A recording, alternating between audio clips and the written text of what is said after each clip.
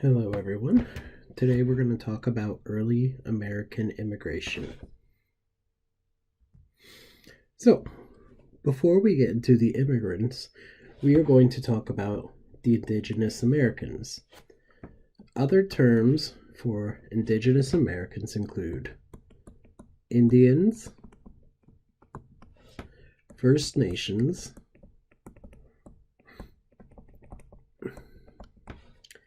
and Native Americans. All of these refer to almost the same people.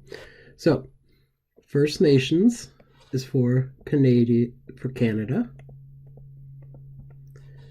Indigenous Americans is for all Native people in the Americas.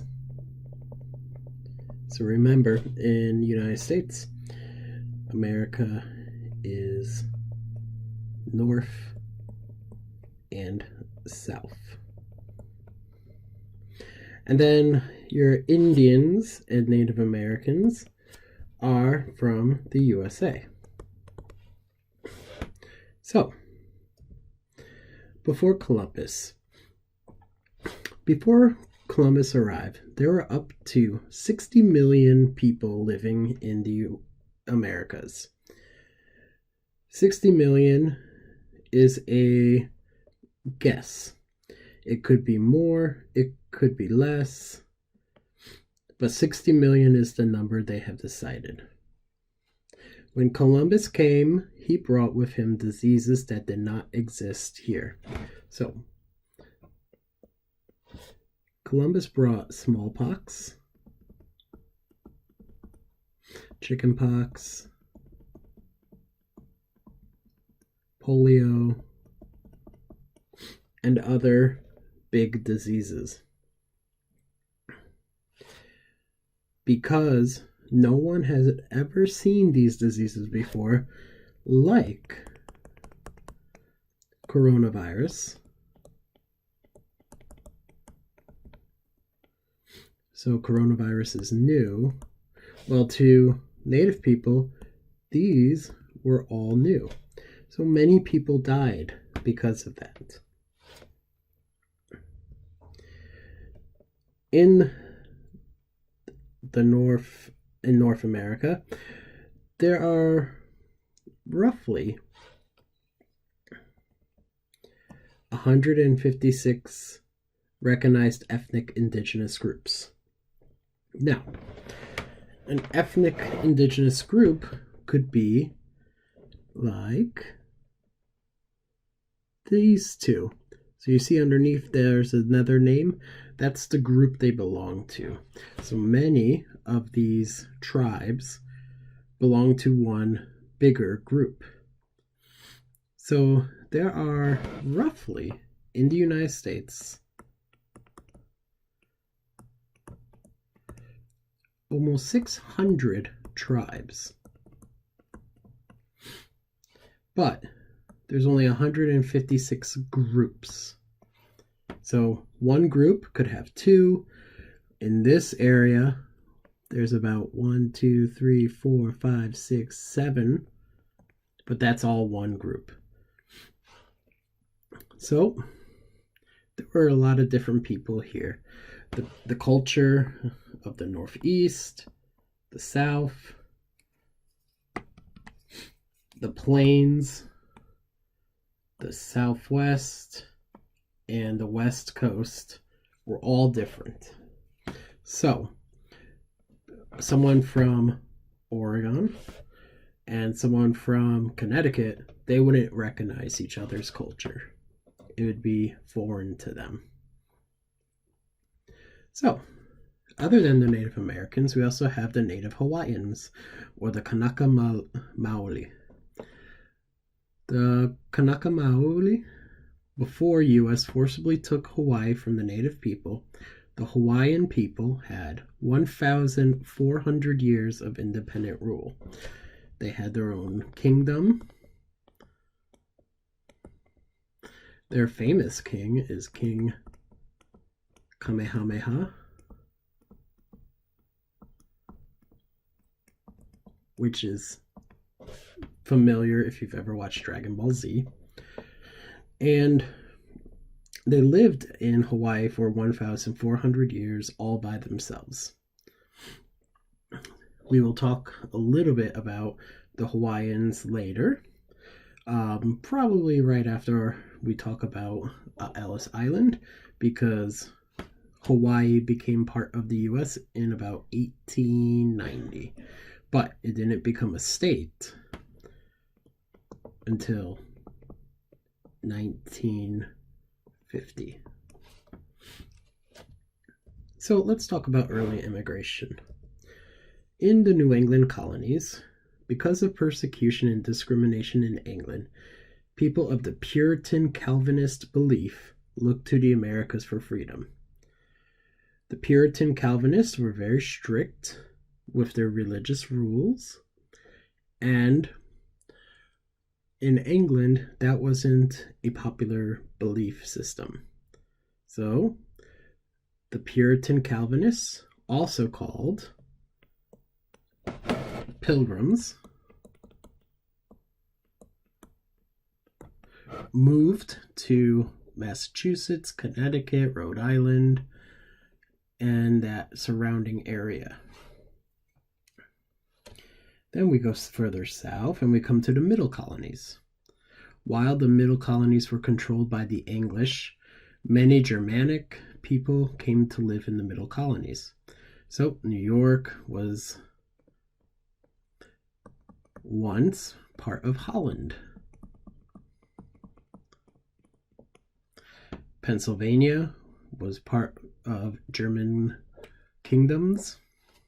So there were lots of people who lived in this area who were German, and the language was German. If you go there now, you will hear a language called Pennsylvania Dutch, which is a type of German spoken in Pennsylvania. Next, you have the Southern Colonies. The Southern Colonies were mostly people from England or West Africa. The people from England came as free men or indentured servants. People from Africa were forced here as slaves. In the South, generally it's only these two groups of people.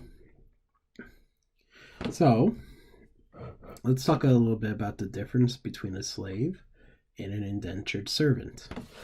A slave is someone stolen from another country.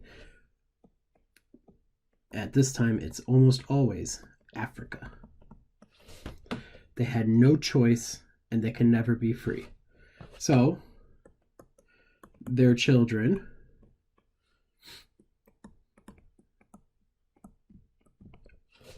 are born slaves. And this continued for 300 years.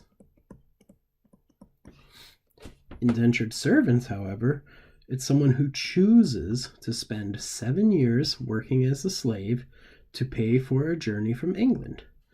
After 7 years, they are freed and they can do what they want. So, it's a loan. You say, I borrow $1,000. I work for 7 years for you. This was very popular from the 1400s until about the 1700s. After that, indentured servants was no longer a thing. So next we have the French territories. The French territory of Louisiana was a melting pot of African slaves, Native Americans, French colonists, and the Cajuns. Cajuns were French-Canadian people who refused to sign an oath of allegiance to England. They live in what is today called Louisiana and centered around New Orleans. Here, French and Cajun, it's a type of French, are spoken. It is the only place in the United States that was part of France. Then we have the missions of California. The Spanish Empire came with the help of the Catholic Church to San Francisco with the wish to convert all Native Americans. Well, actually here, it wouldn't be Native American, it would be Native Mexican to Catholicism. So, the area of the United States near California, Arizona, New Mexico, Texas, Utah, Nevada, and Colorado were all part of Mexico. They slowly became part of the United States. So, who are the people that came to the United States during this time? Well, the people who came before 1860 were largely from the empires of England, which includes Scotland and sometimes Ireland, Spain, which at this time was Castile, Granada, and Aragon, France, which was here, and the Germanic kingdoms. So all of these tiny countries there. So all of these countries becomes Germany later. So most of the people came from these areas. You didn't see many people from Italy. You didn't see many people from the West or from Russia and Poland or from the Nordic states. You didn't see people from North Africa or any of these areas. So almost, I'd say 80% were from this area. The rest, the 20%, were slaves. And remember, slaves had no choice. So, this is a brief introduction into who came to the United States and where they came from. This is important to know because as we move into the first major section of Unit 1, we will be learning about the changes that happened to immigration. So you'll hear more about the people from Italy and the people from Ireland and the people from China. So that is all for today. Make sure you can watch this video again and take some notes. On the notes page, please type your notes so I can know that you did the work when I am not there, and then turn it in.